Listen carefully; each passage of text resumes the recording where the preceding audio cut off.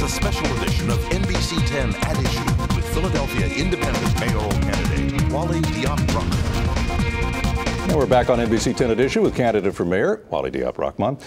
I want to get back to the budget a little bit. This city has a pension crisis. It's underfunded. It owes a lot of money into that fund. So basically it's got about, if my math is right, about $4 billion in there, and it probably owes more than that, closer to $5 billion. How would you fix that gap?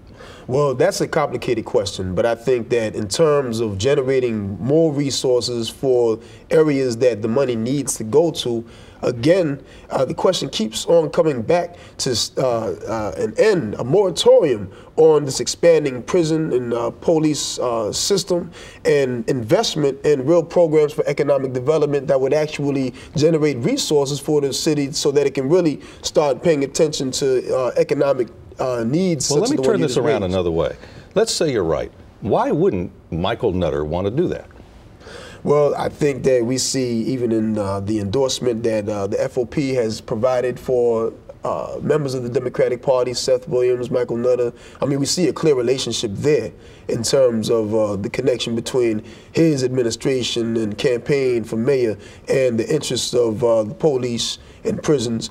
We know that there's a lot of money involved, and when I say money, not money that's accessible to the people, but money that's accessible to finance capital, Wall Street, etc.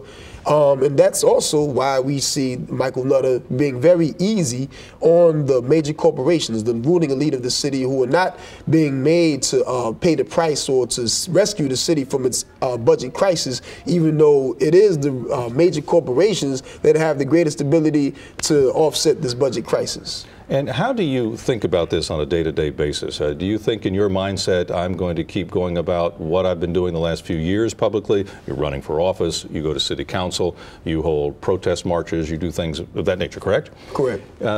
Is there a time when that patience runs out with you and you feel that you go back to the old lines of the 60s by any means necessary?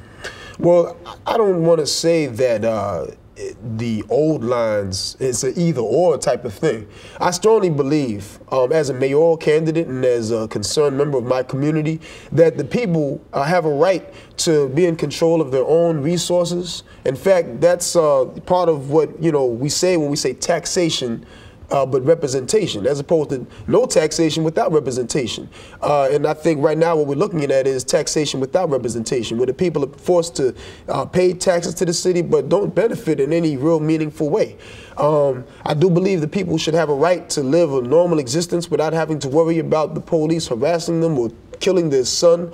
And the right to live a life without all of the many problems that could and should be avoidable should the city have correct leadership. What level of crime do you think would be there? You can go to any ethnic group, whether it's white, whether it's Italian, whether it's, you pick an ethnic group, it doesn't matter what it is, go up and down the spectrum.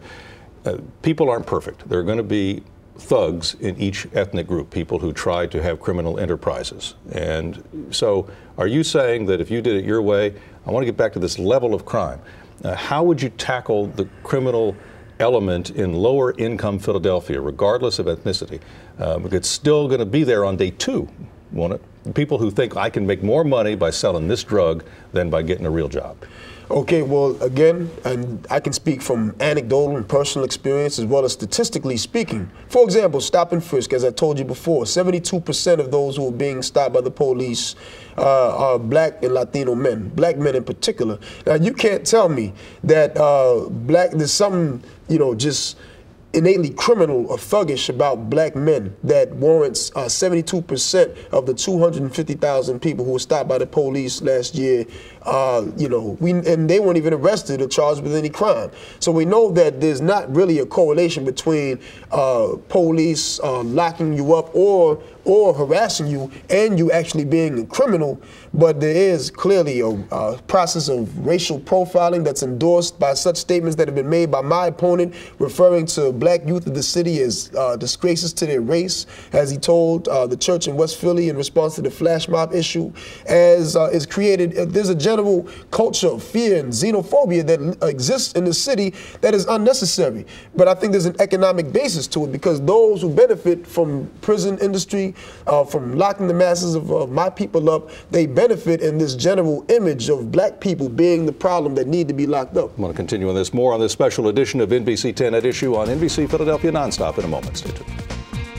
You're watching the special edition of NBC 10 at Issue.